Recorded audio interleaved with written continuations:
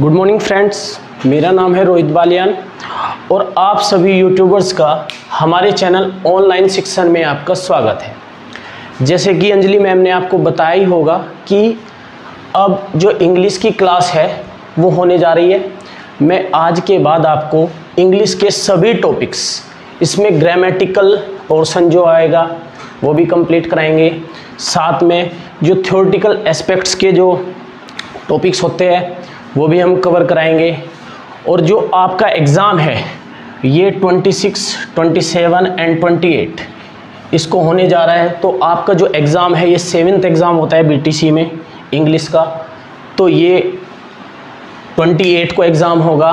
तो हम आपका इंग्लिश का जितना भी सिलेबस होगा वो 20 या 21 तक कवर अप करा देंगे, जितना भी हो सकता है। हम कोशिश करेंगे कि आपके जो सिलेबस है वो इस तरीके से कवर कराए कि आपको सिर्फ बीटीसी 4th सेमेस्टर में ही फ़ायदा ना मिले, साथ के साथ आपको सीटेट प्लस यूपीटेट उसमें भी आपको इंग्लिश पढ़ने की फिर ज़रूरत नहीं पड़ेगी। जैसे कि आप जानते ही है कि जो हमारा ये यूट्यूब चैनल है इसके ऊपर हर एक टॉपिक पे वीडियोस बनती है, बट आने वाले टाइम में हम बीटीसी 4th सेमेस्टर के एग्ज़ाम होने के बाद यूपीटेट / सीटेट इसका भी बैच स्टार्ट करने वाले हैं। जल्दी आपको उसका अनाउंसमेंट हो जाएगा। और जैसे ही आपके ये यूपीटेट या सीटेट के एग्ज़ाम की प्रिपरेशन हम करा देंगे, उसके बाद हम आपको सुपर टेट की भी प्रिपरेशन कराएंगे सभी टॉपिक्स में। और सबसे बड़ी बात यह है कि यदि मैं बात करूं इन टॉपिक्स की, जो ये ग्रामेटिकल पोर्शन है, हम इस चीज़ को इस तरीके से लेके चलेंगे कि हम कोई भी टॉपिक अब आपको जो स्टार्ट करेंगे वो चाहे fill in the blanks form में आए या चाहे एरर की फॉर्म में आए, तो आप उस क्वेश्चन को देखते ही सोल्व कर पाए, आपको ज़्यादा टाइम नहीं लगेगा। ये हमारा जो ये YouTube का जो चैनल है ऑनलाइन शिक्षण, ये आपको विश्वास दिलाता है कि आपके जो मार्क्स है, जो 28 को एग्ज़ाम होगा 4th सेमेस्टर बीटीसी का, उसमें 25 आउट ऑफ 25 आएंगे, ठीक है। और सबसे बड़ी बात कि आप सिर्फ इंग्लिश ग्रामर सिर्फ इसीलिए नहीं पढ़ेंगे कि आपको बीटीसी 4th सेमेस्टर का एग्ज़ाम देना है। आपको एग्ज़ाम देने के बाद टीचर बनने के लिए आपने यदि एडमिशन लिया है बीटीसी में, तो आपका ये सपना कब पूरा होगा? जब आप टेट क्लियर करेंगे या सीटेट क्लियर करेंगे और उसके बाद सुपर टेट। तो आपका एग्ज़ाम जो होता है, चाहे वो यूपी टेट हो या सीटेट हो या सुपर टेट हो, सुपर टेट में भी 10 नंबर की इंग्लिश आती है और यूपी टेट और सीटेट इसमें 30 नंबर की इंग्लिश आती है। तो आपको इस तरीके से हम प्रिपरेशन कराएंगे इंग्लिश की, ताकि आप सीटेट दो, यूपी टेट दो या चाहे सुपर टेट दो, तो आपके फुल मार्क्स आएंगे। और एक चीज़ और मैं अपने बारे में बताना भूल गया था, मैं भी एक टीचर ही हूँ और 69,000 जो अभी वैकेंसी हुई है उसमें मेरी पोस्टिंग हुई है और मुझको अपना होम डिस्ट्रिक्ट जो है मुजफ्फरनगर ये मुझको मिला हुआ है। तो जितने भी चीज़ें होगी इसके अंदर, चाहे यूपी टेट हो, सी टेट हो और सुपर टेट हो, हमको बहुत अच्छे से हमारे यूट्यूब चैनल पे जितने भी यहाँ पे पढ़ाने वाले टीचर्स हैं उन सभी को इस चीज़ की बहुत अच्छे से नॉलेज है कि हम यूपी टेट में हमको कितना कवर अप कराना है और उसके बाद सुपर टेट में हमको कितना कराना है। मान के चले कि हमने यूपी टेट में आपको इंग्लिश पढ़ा दी या मैथ्स की कोचिंग मैथ्स पढ़ा दिया, मैथ्स पढ़ाने के बाद हम उस लेवल तक आपको लेके जाएंगे ताकि आपको सुपर टेट में सिर्फ प्रैक्टिस सेशन दें, ताकि आपको उसमें पढ़ने की ज़रूरत ही ना पड़े। और हम आपको हर एक टॉपिक, चाहे वो इंग्लिश हो, मैथ्स हो, रीजनिंग हो, सुपर टेट में जो आएगी, हर एक टॉपिक को अच्छे से कवर अप कराएंगे और साथ में उसका एक प्रैक्टिस सेशन रखेंगे ताकि आपको वे टॉपिक जो है वो अच्छे से कर पाए। मैं आशा करता हूँ कि आप सभी को ये चीज़ें समझ आई होगी। तो इसके बाद मैं रोहित बालियान ये टॉपिक स्टार्ट करने जा रहा हूँ और साथ में जो आपका बीटीसी 4th सेमेस्टर में जो एग्ज़ाम होने वाला है इसमें 2 पार्ट होते हैं, एक ग्रामेटिकल पोर्शन और एक थ्योरेटिकल पोर्शन, जिसको थ्योरेटिकल एस्पेक्ट्स बोलते हैं। तो हम क्या करने जा रहे हैं कि स्टार्टिंग में आपको जितने भी ये ग्रामेटिकल पोर्शन है ये कवर अप कराएंगे। ये होने के बाद हम आपको थ्योरेटिकल एस्पेक्ट्स पे लेके चलेंगे। तो मैं आशा करता हूँ आपको सभी चीज़ समझ आई होगी। तो मैं आज आपको सबसे पहले स्टार्ट करने जा रहा हूँ यहाँ पे कंजंक्शन। जो ये टॉपिक है कंजंक्शन, CONJUNCTION, कंजंक्शन। ये जो टॉपिक है आपका एग्ज़ाम चाहे ये यूपी टेट हो या सुपर टेट हो, इसमें से क्वेश्चन बनते ही बनते हैं। यूपी टेट की मैं बात करूँ, यूपी टेट में भी इसमें से 2 से 3 क्वेश्चन बन जाते हैं। उससे पहले तो आपको बीटीसी 4th सेमेस्टर के एग्ज़ाम देने हैं, तो बीटीसी 4th सेमेस्टर के एग्ज़ाम में भी इसमें से 2 से 3 मार्क्स के क्वेश्चन आते ही आते हैं। आपने इस टॉपिक को अच्छे से यदि पढ़ा तो मैं विश्वास दिलाता हूं कि आपको एक भी क्वेश्चन गलत नहीं होने दिया जाएगा आपका बीटीसी 4th सेमेस्टर के अंदर। तो इसी के साथ मैं स्टार्ट करने जा रहा हूं कंजंक्शन। सबसे पहली चीज़, कोई भी टॉपिक हम जब पढ़ते हैं तो हमको सिर्फ इसलिए नहीं पढ़ना होता है कि बस हम इसको पढ़े और क्वेश्चन आया और कर दिया, बल्कि उसको अंदर तक पढ़ना है कि हाँ इसका यूज कैसे है, हम इसको कैसे सॉल्व कर सकते हैं और किस टाइप के क्वेश्चन इसमें से आते हैं। तो आपका जो बीटीसी का एग्ज़ाम होगा इसमें से 2 टाइप के ही क्वेश्चन बन सकते हैं, या तो एरर बेस्ड क्वेश्चन आएंगे या आपके फिल इन द ब्लैंक्स। 2 ही टाइप के क्वेश्चन आते हैं इसमें से, या तो एरर बेस या फिल इन द ब्लैंक्स। तो आप एरर बेस आ जाए या चाहे फिल इन द ब्लैंक्स आ जाए, तो आप इन दोनों टॉपिकों को अच्छे से आप कर पाएंगे। चाहे वो किसी भी तरीके का क्वेश्चन आ जाएगा, बट आप बड़ी जल्दी से उसको कर पाएंगे। तो इसी आशा के साथ मैं स्टार्ट करता हूँ कंजंक्शन। ये जो वर्ड होता है कंजंक्शन, इसको यदि मैं हिंदी में बात करूं तो इसका हिंदी में मीनिंग होता है संयोजन। संयोजन मतलब जोड़ना। संयोजन से ही पता लग रहा है कि इसको बोलते हैं जोड़ना। जोड़ना का मतलब कंबाइंड करना, ज्वाइन करना। तो इसी तरीके से जो कंजंक्शन होता है ये एक लैटिन वर्ड होता है, लैटिन वर्ड जिससे ये बना है। वो लैटिन वर्ड क्या है? CONJOIN, कंजॉइन। कंजॉइन वर्ड से ये कंजंक्शन बना हुआ है। कंजॉइन का मतलब, अब इसमें भी देखो जॉइन आया हुआ है। जॉइन का मतलब जोड़ना, जोड़ना आया। तो इसका मतलब है कि जब हम कोई भी टॉपिक पढ़ेंगे, कंजंक्शन जैसे हम पढ़ रहे हैं, तो हमको पता होना चाहिए कि इसका मीनिंग क्या होता है, तभी तो हम उसके क्वेश्चन कर पाएंगे। तो जैसे कंजंक्शन है तो हमने इसको जो लैटिन वर्ड से बना है कंजॉइन, तो इससे हम कंजंक्शन बना है। तो कंजॉइन का मतलब, ज्वाइन का मतलब जोड़ना होता है। तो इसी तरीके से कुछ वर्ड्स होंगे जिसके थ्रू हम चाहे 2 सेंटेंस हो, 2 फ्रेजेस हो, क्लोजेस हो, तो उनको जोड़ने के लिए हम वर्ड्स यूज करेंगे कंजंक्शन। तो इसी तरीके से जैसे कि मैंने आपको ये लिख के दिखाया है कि इसके मीनिंग क्या होता है, इसी तरीके से मैं आपको बता देता हूं। Words used to combine 2 sentences and clauses। 2 sentences या 2 क्लोज को जोड़ने के लिए जो भी हम वर्ड्स यूज करेंगे वो होते हैं कंजंक्शन। वो चाहे 2 सेंटेंस हो चाहे 2 क्लोज हो, उनको यदि हम जोड़ने के लिए जो भी वर्ड यूज करेंगे तो उनको बोलेंगे हम कंजंक्शन। एक एग्जाम्पल से समझते हैं तब और अच्छे से क्लियर होगा कि ये कंजंक्शन होता क्या है। मैंने एग्जाम्पल लिखा, he is sure that he will clear the exam. मैंने एक एग्जाम्पल लिख दिया।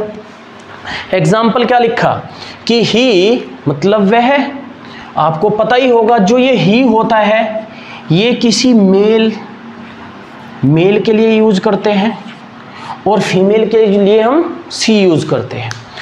तो ही मतलब वह है, इज मतलब है, इज है श्योर, श्योर मतलब श्योर है, पक्का है, दैट की he will clear the exam, कि वो एग्जाम क्लियर कर लेगा। तो ये हमारे पास एक तो ये हो गया, सेंटेंस बोल लो या इसको क्लोज बोल लो, और दूसरी क्लोज हो गई यहां तक। भाई ये दो क्लोज ही तो हो गई, ही इज श्योर, ये तो फर्स्ट क्लोज हो गई, ये फर्स्ट क्लोज है। सेकंड क्लोज कौन सी होगी, he will clear the exam. तो इनको जोड़ने के लिए हमने एक वर्ड यूज किया है दैट। तो ये दैट क्या हुआ, दैट हुआ कंजंक्शन, मतलब दो क्लोजेस को जोड़ने के लिए हमने जो वर्ड यूज किया है वो हो गया कंजंक्शन। जैसे मैंने ऊपर भी डेफिनेशन लिखी है, words use to combine two sentences and clauses. दो क्लोज जोड़ने के लिए हमको जो भी वर्ड यूज करेंगे वो होगा क्या, कंजंक्शन। अब जैसे मैं बार बार एक ही वर्ड आपके सामने बोल रहा हूं, क्लोज क्लोज क्लोज। ये क्लोज होती क्या है, मैं थोड़ा सा इसके बारे में बता देता हूं। जो ये फर्स्ट क्लोज होती है इसको हम फर्स्ट वाली क्लोज को क्या बोलते हैं, और ये जो सेकंड वाली क्लोज होती है इसको हम क्या बोलते हैं, ये हमको पता होनी चाहिए। तो ये जो हमारी ये फर्स्ट क्लोज होती है इसको हम क्या बोलते हैं, प्रिंसिपल क्लोज, और जो सेकंड जो क्लोज होती है इसको हम बोलते हैं सब ऑर्डिनेट क्लोज। तो इस क्लोज टॉपिक को हम अलग से अच्छे से कवर अप करेंगे, लेकिन अभी आपको सिर्फ ये जानना है कि क्लोज होती क्या है। क्लोज हमारे पास दो टाइप के होते हैं, एक प्रिंसिपल क्लोज और एक सबऑर्डिनेट क्लोज। तो इस प्रिंसिपल क्लोज को और इस सबऑर्डिनेट क्लोज को ज्वाइन करने के जो हमने ये वर्ड यूज किया है दैट, ये दैट क्या है, एक कंजंक्शन है। तो आपको क्लियर हुआ होगा कि जो ये दैट है ये कंजंक्शन है। ये किस लिए यूज हुआ है, दो वर्ड, दो सेंटेंस, ही इज श्योर, यह एक सेंटेंस है, यह एक क्लोज है, और दूसरा क्लोज क्या है, he will clear the exam. तो दो क्लोज को जोड़ने के लिए हम जो वर्ड्स यूज करते हैं उनको क्या बोलते हैं, कंजंक्शन। तो ये इसकी एक डेफिनेशन है, ये एग्जाम्पल था कि हमने क्लोज को कैसे यूज किया। क्लोज होती क्या है, दो टाइप की क्लोज होती है जैसे कि मैंने बताया, एक प्रिंसिपल क्लोज और एक सबऑर्डिनेट क्लोज। इसी के साथ जैसे कि बता दिया कि कंजंक्शन होती क्या है, तो अब जो एग्जाम होगा उसमें ये तो आएगा नहीं कि डेफिनेशन लिखो, हमको तो उसके क्वेश्चन मिलेंगे। तो उसी के साथ हमको इसके यूज पढ़ने हैं कि यूज क्या होते हैं। तो हम स्टार्ट करते हैं यूज ऑफ कंजंक्शन। तो यूज ऑफ कंजंक्शन का मतलब होता है कि जो पेपर में जो क्वेश्चन आएंगे वो किस तरीके के आएंगे, वो चाहे एरर बेस आए या चाहे फिल इन द ब्लैंक्स आए, तो हम उस कंजंक्शन के क्वेश्चन को कितना जल्दी सोल्व कर पा रहे हैं। तो सबसे पहला जो इसका यूज होता है, कंजंक्शन का जो पहला यूज होगा ये होगा if a sentence starts with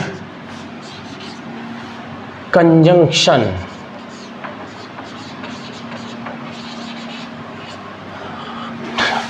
no other conjunction used between both clauses, only comma is used। अब मैंने ये लिखा है कि if a sentence starts with conjunction, मतलब कोई भी हम सेंटेंस देखते हैं वो सेंटेंस यदि किसी कंजंक्शन से स्टार्ट हुआ है तो कोई भी दूसरी कंजंक्शन उस सेंटेंस के अंदर हम यूज नहीं कर सकते। मतलब एक सेंटेंस पूरा लिखा हुआ है, तो एक बार यदि एक कंजंक्शन कोई भी आ गई तो दोबारा से कोई दूसरी कंजंक्शन हम यूज नहीं करेंगे, सिर्फ हम उसकी जगह क्या यूज करेंगे, कोमा। कोई भी कंजंक्शन आ गई, ठीक है। जैसे अब एग्जाम्पल से समझते हैं। Example, until he comes back home, till then I shall wait for him।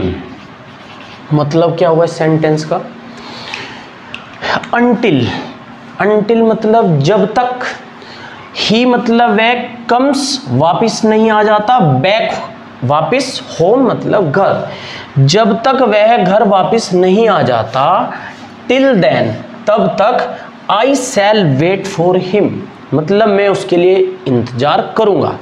समझ आ गया। अब देखो, अब इसमें जो ये अनटिल वर्ड यूज हुआ है ये भी क्या है, एक कंजंक्शन है, और ये जो ये टिल देन दिया है ये भी एक कंजंक्शन है। क्यों? अब ये देखिए, ही कम्स बैक होम, मैंने क्या बताया था डेफिनेशन में कि कंजंक्शन होती क्या है, जब दो क्लोजेज को हम जोड़ते हैं, उन दो क्लोजेज को जोड़ने के लिए जो वर्ड यूज करते हैं वो क्या होता है, कंजंक्शन होती है। अब यहाँ पे ही कम्स बैक होम, ये पहली क्लोज हो गई, पहली क्लोज का मतलब प्रिंसिपल क्लोज, और दूसरी क्लोज क्या हो गई, आई शैल वेट फॉर हिम, मैंने उसके लिए वेट करूंगा, मैं उसके लिए इंतजार करूंगा। तो ये दो क्लोज हो गई, ये फर्स्ट हो गई, ये सेकंड हो गई। तो इन दोनों क्लोजेस को जोड़ने के लिए हमने एक तो कंजंक्शन ये यूज की है, सी, ये एक तो ये कंजंक्शन यूज की है, और दूसरी यूज की है टिल देन। ठीक है, तो अब हमने ऊपर क्या लिखा है, जो हमारा रूल नंबर फर्स्ट है वो क्या कहता है, यदि कोई भी सेंटेंस किसी भी कंजंक्शन से स्टार्ट होता है तो उसके बाद उस पूरे सेंटेंस के अंदर हम दूसरी कंजंक्शन यूज नहीं कर सकते, उसकी जगह हम क्या यूज करेंगे, सिर्फ एक कोमा। तो इसका मतलब हम इसको टिल देन को यूज न करके सिंपल क्या यूज करेंगे, कोमा। ठीक है, समझ आया चीजें कि कैसे यूज हो रहा है।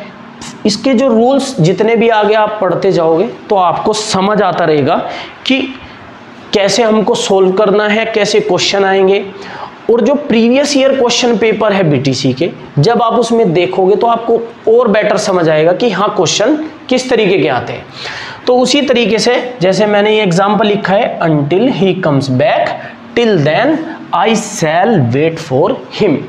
अब इसी रूल को मैं एक दूसरे एग्जाम्पल की मदद से और समझाने की कोशिश करता हूं ताकि आपको समझ आए कि हाँ इसका रूल्स होते क्या है या हमने कैसे यूज किया है। दूसरा एग्जाम्पल ले लेते हैं हम। When he goes to Delhi, then he will bring a watch for me। अब देखिए सेंटेंस क्या लिखा है, मैंने लिखा है वैन, जब, ही वह, गोज जाता है, टू दिल्ली मतलब जब वह दिल्ली जाता है, देन तब, ही will bring a watch for मी मतलब मेरे लिए एक वॉच मतलब घड़ी, घड़ी लेके आएगा। अब देखिए एक तो यहाँ पे ये वैन यूज किया है और एक यहाँ पे ये देन यूज किया है, ये भी एक क्या है, ये भी एक कंजंक्शन है, और यहाँ पे जो ये वैन है ये भी एक कंजंक्शन है, और ही गोज टू दिल्ली ये क्या हो गया, ये फर्स्ट क्लोज हो गई, जैसे कि स्टार्टिंग में बताया था कि कोई भी सेंटेंस के अंदर यदि दो क्लोज आ रही है तो उन दोनों क्लोजेस को जोड़ने के लिए हम सिंपल क्या यूज करेंगे, कंजंक्शन। तो पहला जो क्लोज है हमारी, जो पहली क्लोज मतलब प्रिंसिपल क्लोज, प्रिंसिपल क्लोज जो है ही गोज टू दिल्ली, ये फर्स्ट क्लोज है। सेकंड क्लोज क्या है, he will bring a watch for me. इन दोनों को जोड़ने के लिए जो हमने कंजंक्शन यूज क्या किया है, एक तो व्हेन और एक देन। तो अब इस रूल के अकॉर्डिंग, रूल नंबर 1 के अकॉर्डिंग क्या कहते हैं कि जब भी कोई सेंटेंस किसी कंजंक्शन से स्टार्ट होता है तो हम उस सेंटेंस के अंदर दोबारा से कोई कंजंक्शन यूज नहीं कर सकते। तो जब यहाँ पे हमने व्हेन एक बार यूज कर लिया कंजंक्शन के रूप में, तो हम देन फिर यूज नहीं करेंगे। इसीलिए देन की जगह हम सिंपल क्या यूज करेंगे, कोमा। तो अब इसका जो करेक्ट फॉर्म होगी सेंटेंस की क्या होगी, when he goes to Delhi comma he will bring a watch for me. समझ आई होगी चीजें कि कैसे हम इस टॉपिक को कवर अप कर रहे हैं। इसके जितने भी रूल्स होंगे हम धीरे धीरे आपको एक एक रूल बताते चलेंगे और उसका एग्जाम्पल कराते चलेंगे कि हाँ ये कैसे हो रहा है। तो जो इसका रूल नंबर फर्स्ट है वो क्या कहता है कि कोई भी सेंटेंस क्वेश्चन के अंदर आप कोई भी कंजंक्शन, जैसे पूरा टॉपिक कवर अप हो जाएगा तो आपको ये चीज़ें समझ आएगी कि कौन कौन सी कंजंक्शन होती है। तो कभी भी कोई भी सेंटेंस आप देखोगे और आपको दिखा कि स्टार्टिंग में ही, किसी भी टेंस के स्टार्टिंग में ही आपको कंजंक्शन मिल गई, तो उसके बाद उस सेंटेंस के अंदर बीच में कोई कंजंक्शन हमें यूज नहीं करनी। यदि वो कंजंक्शन हमको दी है दूसरी, तो सिंपल सा क्या आएगा, उसको हटा के हमको क्या लगाना है, कोमा। इस टाइप का जो एग्जाम्पल होगा, एक चीज और समझिए, इस टाइप का जो एग्जाम्पल होगा ये कभी फिल इन द ब्लैंक्स में नहीं आता मोस्टली। क्यों? अब जैसे वो दे देगा देन, तो हम क्या करना है, हमको देन को हटा के क्या करना है, कोमा। तो इसका मतलब ये जो इस टाइप का जो आएगा वो कब आएगा, जब एरर की फॉर्म में जब क्वेश्चन आएगा तब हमको क्या करना है, सिर्फ सेकंड वाली कंजंक्शन को हटा के उसकी जगह हम सिंपल क्या यूज करना है, सिर्फ कोमा यूज करना है। ठीक है, तो मैं आशा करता हूं कि आपको ये रूल नंबर 1 समझ आया होगा। इसी के साथ अब कंजंक्शन का रूल नंबर 2 हम पढ़ते हैं कि रूल हम सेकंड कैसे हम इसको यूज कर रहे हैं। तो रूल नंबर 2 क्या होता है, conjunction used to combine two opposite senses. मतलब दो अपोजिट जो सेंस होती है उनको कंबाइन मतलब जोड़ना। बार बार ये वर्ड आ रहा है कंबाइन, और स्टार्टिंग में ही आपको बता दिया गया था कि कंजंक्शन भी जो होता है वो एक कंबाइन वर्ड से ही बना है। कंजोइन जो मैंने बताया था, CONGOIN, कंजोइन से बना है। तो जोइन का मतलब जोड़ना और कंबाइन का मतलब ही जोड़ना। तो जो कंजंक्शन जो हम वर्ड्स यूज करेंगे, भाई कंजंक्शन होती क्या है, कंजंक्शन भी तो वर्ड ही होता है, कोई अलग से सेंटेंस तो होता नहीं, कंजंक्शन वर्ड होता है। तो जो कंजंक्शन जो वर्ड होंगे वो यूज करेंगे हम टू कंबाइन, जोड़ने के लिए, टू अपोजिट सेंसेस, मतलब दो अपोजिट सेंस को जोड़ने के लिए हम कंजंक्शन हम वर्ड यूज करेंगे। जैसे कि इसमें कुछ मैं इधर साइड में लिख देता हूं कौन कौन से हम वर्ड्स यूज करते हैं। पहला हम यूज करेंगे वाइल, दूसरा यूज करेंगे हम इसमें बट, तीसरा यूज करेंगे हम यट या स्टिल, फोर्थ यूज करेंगे नेवर, दी, लेस, और फिफ्थ यूज करेंगे दो या ऑल दो। ठीक है, 5 वर्ड्स हम इसमें यूज करने वाले हैं। कौन कौन से? वाइल, बट, यट या स्टिल, नेवरदीलेस, दो या ऑल दो। ये कब यूज करने हैं? ये वर्ड्स हमको समझने हैं कि हमने ये लिखे क्यों हैं। लिखने का हमारा मेन मोटिव है कि जो ये वर्ड्स हो गए हमेशा अपोजिट सेंस में हम इनको यूज करना। अपोजिट सेंस मतलब होती क्या है? अपोजिट का मतलब एक दूसरे के विपरीत। विपरीत का मतलब मैं कहने लगूँ कि कुछ बच्चे खेल रहे हैं और दूसरी तरफ बोल दूं कि कुछ बच्चे पढ़ाई कर रहे हैं, तो एक दूसरे के क्या हो गई? अपोजिट सेंस हो गई। तो अपोजिट सेंस का मतलब होता है एक दूसरे के विपरीत। तो इसी तरीके से हम अपोजिट सेंस जब भी कंजंक्शन के रूप में हम यूज करेंगे तो हम फर्स्ट तो यूज करेंगे व्हाइल, सेकंड यूज करेंगे बट, थर्ड यूज करेंगे यट या स्टिल, फोर्थ करेंगे नेवरदीलेस और फिफ्थ करेंगे दो या ऑल दो। अब देखो व्हाइल, व्हाइल का मतलब क्या होता है? जब या जबकि। जबकि हिंदी में यदि मैं मीनिंग बात करूं तो जो व्हाइल होता है, व्हाइल का मतलब क्या होता है? जब या जबकि। अब जब हम सेंटेंस लिखेंगे तो आपको और ज़्यादा क्लियर होगा कि जो इनके मीनिंग है। कई बार क्या होता है कि क्वेश्चन के अंदर हम सिर्फ उसकी मीनिंग, उसकी हिंदी निकालने से ही पता लग जाता है कि हम इसमें कौन सी कंजंक्शन यूज करेंगे। तो इसी तरीके से हमको थोड़ा थोड़ा सा पता होना चाहिए कि इसको हिंदी में भी क्या कहते हैं। अब जैसे व्हाइल है, व्हाइल को क्या बोलते हैं? जबकि या जब। मैं बट की बात करूं तो बट को क्या बोलते हैं? किंतु या परंतु या किंतु परंतु या लेकिन, यही तो वर्ड होते हैं। बट को बोलेंगे हम किंतु परंतु या लेकिन।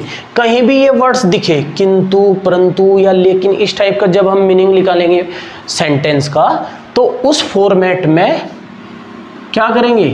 बट यूज करेंगे। मैं यदि आपको एक छोटे एग्जांपल समझाऊं, मैंने कहा वह मतलब कोई लड़का, वह इंटेलिजेंट है बट लेजी है, मतलब आलसी है। तो एक दूसरे के अपोजिट सेंस हो गई। भाई इंटेलिजेंट तो है लेकिन वो आलसी है, मतलब काम नहीं करना चाहता। तो एक दूसरे के अपोजिट सेंस के लिए हमको क्या वर्ड यूज करना है? बट। सीधा सीधा क्वेश्चन आएंगे आपके, चाहे वो यूपी टेट में आई, आपके बीटीसी 4th सेमेस्टर में आई। सिंपल सा उसकी मीनिंग देखनी है। तो जैसे इसमें बट, बट का मतलब किंतु परंतु और लेकिन, तो वो सेंस ही पता लग जाएगा आपको पढ़ते ही कि इसमें मीनिंग क्या निकल रहा है और हम इसको यूज कैसे कर रहे हैं। अब ये जैसे यट और स्टिल होता है, इसका हिंदी में इसको बोलते हैं फिर भी। फिर भी यट और स्टिल, यट और स्टिल का मतलब फिर भी। मैं एक एग्जांपल से आपको समझाऊं यट और स्टिल को। मैं बोलने लगूं कि मैं अच्छा फील नहीं कर रहा हूं लेकिन फिर भी मैं डेली स्कूल जाता हूं। मतलब मेरी तबीयत खराब है बट मैं फिर भी क्या करता हूं? डेली स्कूल जाता हूं। फिर भी का मतलब फिर भी क्या आ गया? दोबारा से यदि हम बात करें तो ये क्या होगी? अपोजिट सेंस हो गई। भाई मैं अच्छा फील नहीं कर रहा, मतलब मेरी तबीयत खराब है। तबीयत खराब है तो मैं स्कूल जाने में क्या हूं? असमर्थ हूं, जा नहीं सकता, लेकिन मैं फिर भी जाता हूं। तो वो क्या होगी? इसकी अपोजिट सेंस हो गई। भाई एक तो हो गया कि मैं बीमार हूं फिर भी स्कूल जाता हूं, तो अपोजिट सेंस हो गई। तो जो ये 5 मैंने वर्ड्स लिखे हैं ये किस में यूज करेंगे? हम इसको अपोजिट सेंस में। जैसे हम ये रूल नंबर 2 हम पढ़ रहे हैं अपोजिट सेंस, इसी तरीके से एक रूल आएगा जो सेम सेंस देगा। जैसे मैंने एग्जाम्पल यहाँ पे दिया क्या? बट का, किंतु परंतु या लेकिन वाले में दिया ना कि एक लड़का होशियार है, इंटेलिजेंट है, लेकिन क्या है? आलसी है। अब मैं इसी को बट की जगह मैं क्या वर्ड यूज कर सकता हूँ यदि वो अपोजिट सेंस न हो कि क्या हो? सेम सेंस हो। तो मैं क्या उसका एग्जाम्पल लूंगा कि एक लड़का इंटेलिजेंट है और परिश्रमी है, मेहनती है, तो वो क्या हो गया, एक दूसरे के क्या हो गया, बिल्कुल सेम सेंस होगी भाई, पॉजिटिव है ना। अपोजिट सेंस का मतलब हो गया एक पॉजिटिव होगा एक निगेटिव होगा, मतलब वो इंटेलिजेंट है लेकिन आलसी है तो उसकी कोई निगेटिव है। बट यदि मैं कहने लगूं कि वो परिश्रमी भी है और इंटेलिजेंट भी है तो दोनों सेम सेंस हो गई, तो उसमें हम क्या करेंगे, अपोजिट सेंस की जगह हम सेम सेंस यूज करेंगे। तो उसके लिए भी हम 3 वर्ड्स यूज करते हैं जो आगे हम रूल नंबर 3 में हम आपको बताएंगे। तो जैसे फर्स्ट मैंने बताया व्हाइल मतलब जबकि या जब, दूसरा बताया बट किंतु परंतु या लेकिन, उसके बाद तीसरा बताया यट, यट मतलब फिर भी, नेवरदिलेस, नेवरदिलेस का मतलब होता है तो भी। ठीक है, ये चीजें आपको समझनी है कि हम इनको वर्ड्स को यूज कैसे करते हैं। तो जो आपके एग्जाम में जो आएंगे जो आते हैं हम कोशिश करेंगे कि आपको अच्छे से समझाएं ये रूल्स को। तो अब जैसे ये फिफ्थ लास्ट क्या बचा है, दो या ऑल दो, इसको हिंदी में क्या बोलते हैं, यद्यपि। ठीक है, अब जैसे ये ऑल दो या दो है, हम इसको यट या स्टिल की तरह भी यूज कर सकते हैं। कैसे भाई, अब अभी मैंने क्या बोला कि वह अच्छा फील नहीं कर रहा है फिर भी स्कूल जाता है, तो यट और स्टिल को हम मोस्टली सेंटेंस के बीच में यूज करते हैं, और जो ये दो या ऑल दो होते हैं हम इसको सेंटेंस के स्टार्टिंग में यूज करते हैं, मीनिंग सेम होगा। ठीक है, अब जैसे कि मैंने ये 5 वर्ड्स आपको बताए हैं कंजंक्शन के जो यूज करेंगे, जिनको यूज कर रहे हैं हम अपोजिट सेंस में, एक दूसरे के अपोजिट सेंस के लिए यूज कर रहे हैं। तो अब हम इनको जो मुझको लगता है कि अच्छे से आते हैं या जिसमें से ज़्यादा क्वेश्चन आते हैं तो हम इनको एक एक करके हम समझते हैं। पहले सबसे पहला जो वर्ड है वो है वाइल। ये क्वेश्चन बहुत ज़्यादा आता है और इससे क्वेश्चन चाहे वो टेट हो या सी टेट हो, सी टेट में तो थ्योरेटिकल मतलब पेडागोजी 15 नंबर की आती है और 15 नंबर का क्या आता है, पैराग्राफ आता है, तो उसमें ग्रामेटिकल पोर्शन नहीं आता, बट यूपी टेट के अंदर बहुत आता है इससे।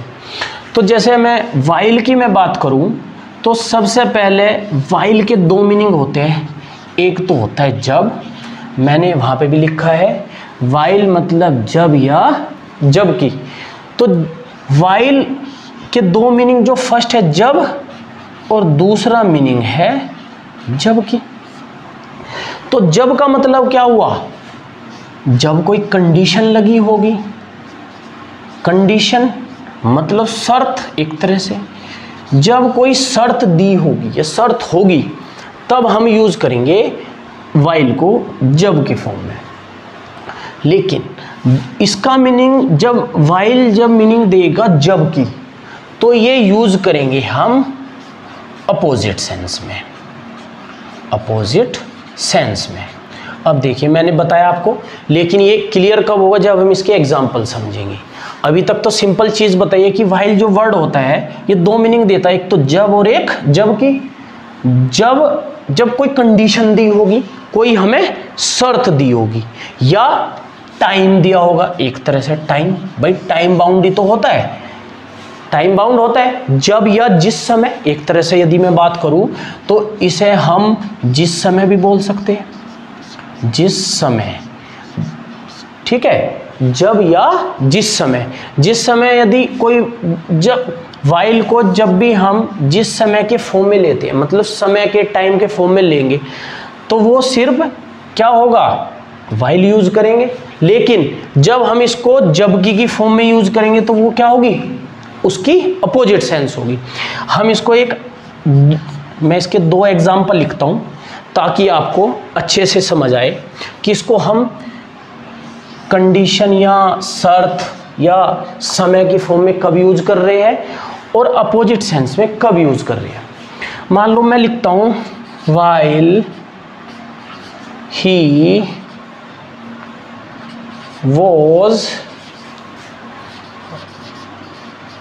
returning from school, while he was returning from school, a dog beat him, मतलब क्या लिखा मैंने कि जब, अब देखिए अब सेंटेंस ही पता लग रहा है कि जब, साफ समझ आ रहा है कि जब वह स्कूल से लौट रहा था तो उसको एक कुत्ते ने क्या कर दिया, बिट कर दिया, मतलब काट लिया। अब समझ आया कि ये मीनिंग, ये जब कब दिया, या मतलब जिस समय, एक तरह से जिस समय तो हुआ कि भाई जिस समय वह एक स्कूल से वह लौट रहा था तो उसने मतलब उसको कुत्ते ने काट लिया। तो यहाँ पे मीनिंग जो दिया है वो क्या दिया है, जब का। इस सेंटेंस के अंदर जो मीनिंग आया है जब का, तो उसी से हमको पता लग रहा है कि जब या जिस समय वह स्कूल से लौट रहा था तो उसको एक कुत्ते ने काट लिया। तो ये पहली इसकी फॉर्म हो गई। जब ये मतलब जब या जिस समय की फॉर्म में आएगा तो किस तरीके से आएगा कि स्टार्टिंग में दे दिया, इसी से हमको मीनिंग से समझ आ रहा है भाई, सेंटेंस से ही पता लग रहा है ना कि ये जब कब आएगा, जिस समय कब यूज कर रहे भाई, जिस समय वह स्कूल से लौट रहा था तो उसको एक कुत्ते ने काट लिया। अब एक चीज और समझिए, मैंने आपको रूल नंबर 1 बताया था स्टार्टिंग में। रूल नंबर 1 क्या बताया था कि यदि कोई भी सेंटेंस किसी कंजंक्शन से स्टार्ट हो तो हम उस पूरे सेंटेंस के अंदर कहीं भी दूसरी कंजंक्शन यूज नहीं कर सकते। तो मैंने ये क्वेश्चन लिखा है, मैंने एक सेंटेंस लिखा है, while he was returning from school, और इसके बीच में मैंने ध्यान दिया हुआ आपको क्या लगाया, मैंने कोमा लगाया ना। सबसे पहला रूल ही मैंने बताया था कि जब कोई भी सेंटेंस किसी कंजंक्शन से, जो ये while है, ये while जो है, ये while ये क्या है, ये एक कंजंक्शन ही तो है। तो जब कोई भी सेंटेंस कंजंक्शन से स्टार्ट हो तो उस पूरे सेंटेंस के अंदर हम दोबारा से दूसरी कंजंक्शन यूज नहीं कर सकते। ये रूल नंबर 1 बताया था ना। तो इसी तरीके से मैंने यहाँ पे लिखा हुआ है कोमा। अब इसी तरीके के एरर में आते हैं, क्या करेगा कि while he was returning from school, then लगा देगा, वह लगा देगा, कोई भी दूसरा क्या है कंजंक्शन का वर्ड दे देगा, तो उसको हम एरर की फॉर्म में उसको हम सोल्व करते हैं। अब जैसे मैं एक एग्जांपल और इसका बताऊं आपको, उससे और आपको क्लियर होगा। ये मैंने जो आपको एग्जांपल मैंने बताया है, ये बताया था किसका, जिस समय की फॉर्म में। अब मैं बताता हूं while का जबकि के फॉर्मेट में। जब इसका मीनिंग आएगा क्या, अपोजिट सेंस में। मैं बोल दूं कि some boys are playing cricket while some boys are reading। अब इसमें भी देखिए, इसमें भी क्या है, 2 क्लोज है। कौन कौन सी, some boys are playing और सेकंड प्लेइंग क्रिकेट, और सेकंड क्लोज कौन सी है, some boys are reading। इसके बीच में भी हमने क्या वर्ड यूज किया है, while का मतलब होता है क्या, जबकि। अब ये किस फॉर्मेट में दे रहा है, अब इसका मीनिंग क्या आ गया, जबकि। इससे पहला जब मैंने बताया था तो while का मीनिंग था जिस समय वह स्कूल से लौट रहा था तो उसको बीच में क्या किया, एक कुत्ते ने काट लिया। तो वो जिस समय की फॉर्मेट में था, जिस समय वो मीनिंग दे रहा था। बट अब यहाँ पे while दे रहा है जबकि का मीनिंग। क्यों, सम बॉयज कुछ लड़के हैं और है प्लेइंग खेल रहे क्रिकेट, कुछ लड़के जो है वो तो क्रिकेट खेल रहे हैं, लेकिन कुछ लड़के क्या कर रहे हैं, पढ़ रहे हैं। एक दूसरे की अपोजिट सेंस हो गई भाई, कुछ तो पढ़ाई कर रहे हैं लेकिन कुछ क्या कर रहे हैं, खेल रहे हैं। तो एक दूसरे के अपोजिट सेंस के लिए हमने क्या वर्ड यूज किया, while। अपोजिट सेंस को जोड़ने के लिए हमने while ही तो यूज किया है। तो while का मतलब क्या हुआ, ये एक कंजंक्शन है, while एक कंजंक्शन है। तो इसी तरीके से जो मैंने स्टार्टिंग में आपको 5 वर्ड्स बताए थे कि हम अपोजिट सेंस में कौन कौन से वर्ड्स यूज करेंगे, while, but, yet, still, nevertheless, दो और ऑल्दो। तो इसमें से मैंने स्टार्टिंग में आपको बताया है क्या, व्हाइल। तो व्हाइल की दो फॉर्मेट बताई। इसका व्हाइल को कब यूज करेंगे, या तो जिस समय की फॉर्मेट में या जबकि, मतलब अपोजिट सेंस में। तो जिस समय की फॉर्मेट में आएगा तो क्या होगा, उसकी मीनिंग कुछ और होगी, और जबकि की फॉर्मेट में आएगा तो उसका मीनिंग कुछ और होगा। वो आप जब सेंटेंस पढ़ोगे उसी से आपको क्लियर हो जाएगा कि भाई हम उसको व्हाइल मतलब जबकि के फॉर्मेट में यूज कर रहे हैं या जिस समय के फॉर्मेट में यूज कर रहे हैं। चलो इसको एक, इस वाले रूल को, व्हाइल वाले को एक एग्जाम्पल से और समझते हैं। अब तक दो एग्जाम्पल कराए हैं, दोनों अलग अलग फॉर्मेट के थे, एक तो जब और एक जिस समय, जब या जिस समय। दूसरा क्या था, दूसरा था जबकि। जबकि का मतलब एक दूसरे के अपोजिट सेंस थी। अब मैं कहने लगूं कि गुड बॉयज। गुड बॉयज का मतलब क्या होता है, जो अच्छे लड़के होते हैं वो वर्क हार्ड, मतलब वो मेहनत करते हैं।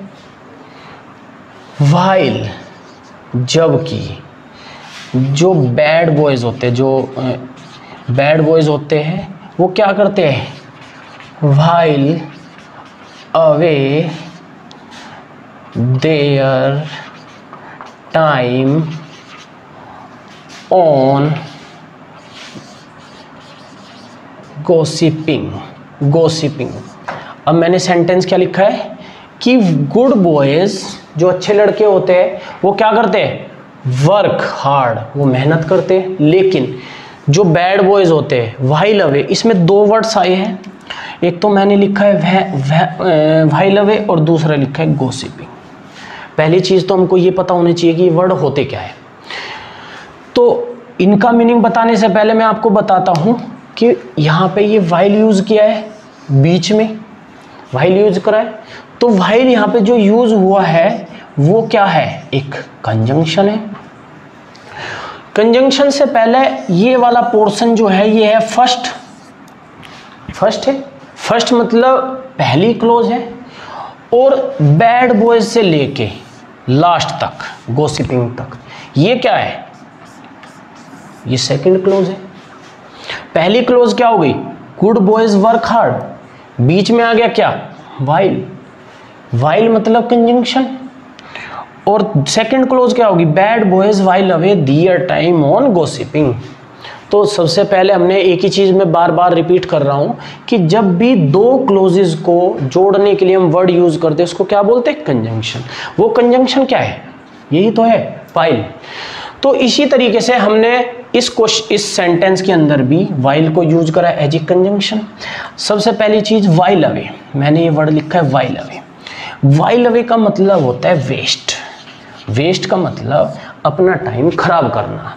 मतलब जो अच्छे लड़के हैं वो तो अपना क्या कर रहे हैं, परिश्रम कर रहे हैं, मेहनत कर रहे हैं, लेकिन जो बैड बॉयज है, व्हाइल अवे मतलब वेस्ट। वेस्ट का मतलब क्या होता है, खराब या टाइम बेकार करना, वेस्ट कर रहे हैं कहीं पे। ऑन गॉसिपिंग, गॉसिपिंग क्या होता है, गप्पे लड़ाना, किसी से बैठ के बात करना। तो बात करने में जो टाइम खराब कर रहे हैं वो क्या होते हैं, बैड बॉयज।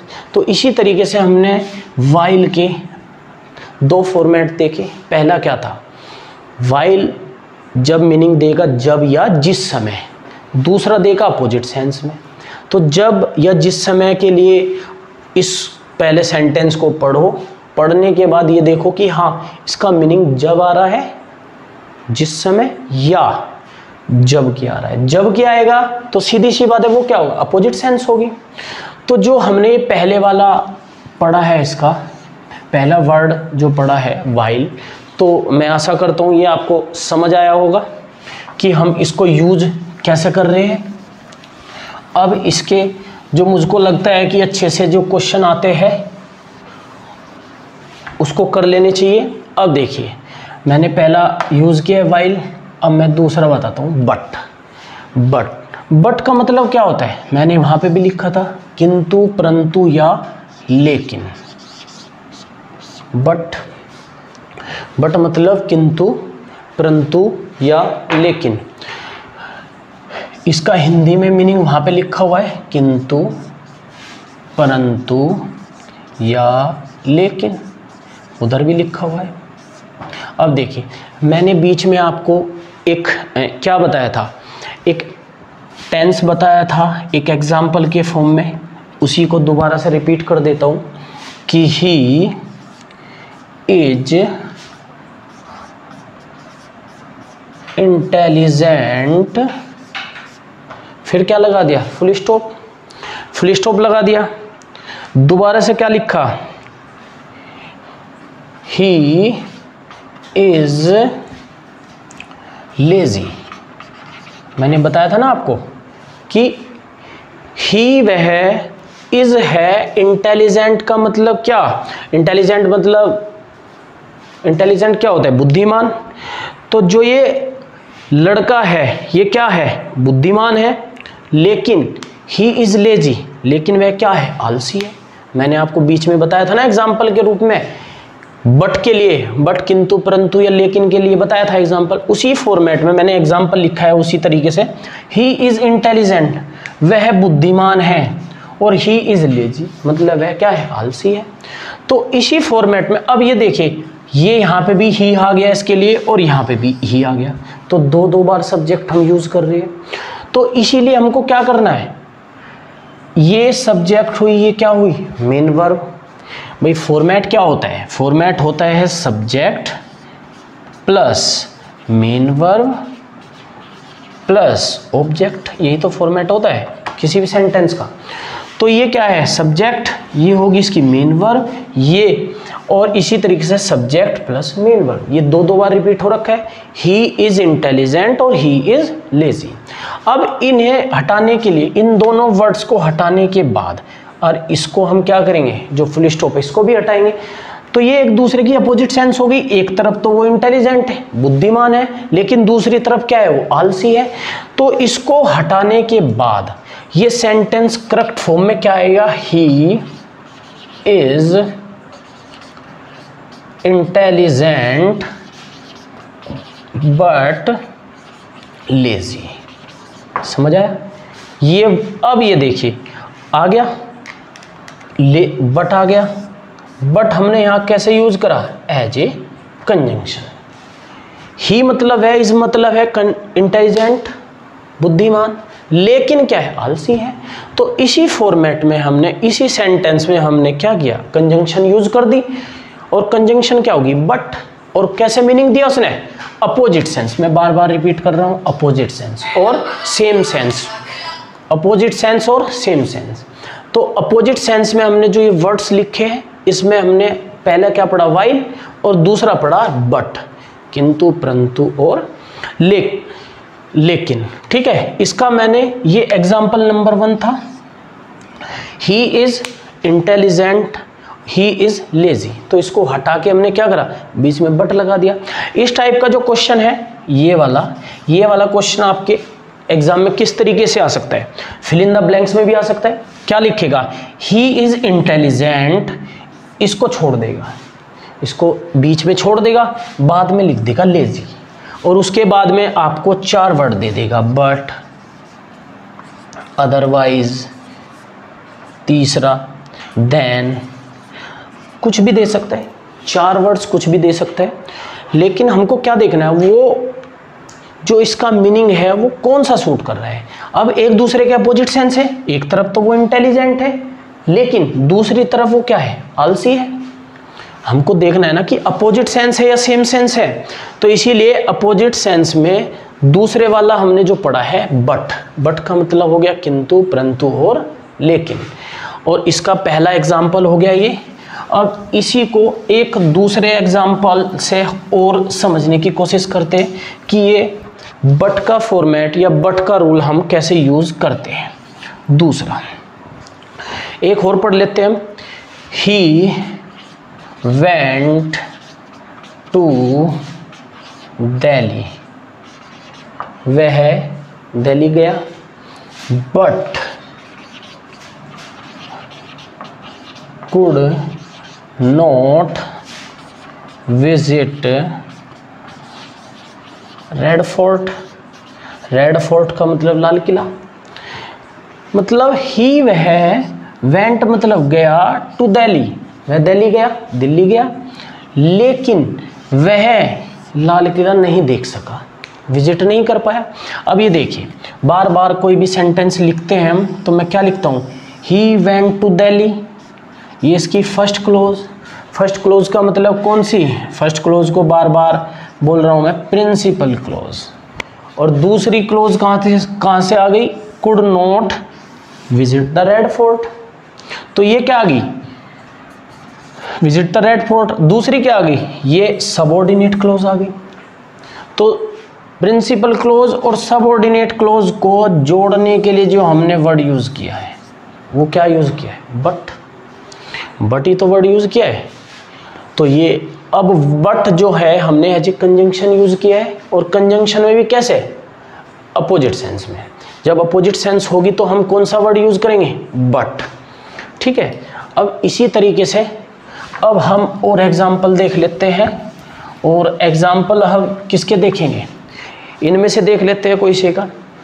यट या स्टिल, यट, यट या स्टिल का मतलब क्या बताया था मैंने, यट या स्टिल का बताया था फिर भी, फिर भी।